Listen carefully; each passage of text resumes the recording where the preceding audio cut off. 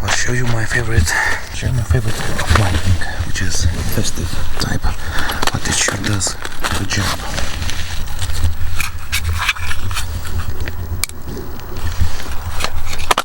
You get yourself those festive lights with batteries inside. Build your tent first. You're putting just the inner shell, and then you run through all the way around those lights, which are also waterproof because they're meant for the outside. You put second shell on top, and it's perfect.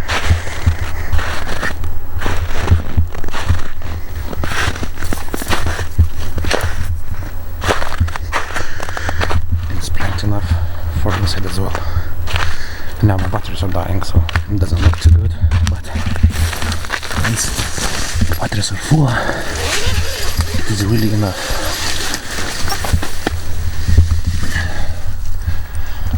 And you feel also festive, warm light, perfect. Definitely recommend you to buy some.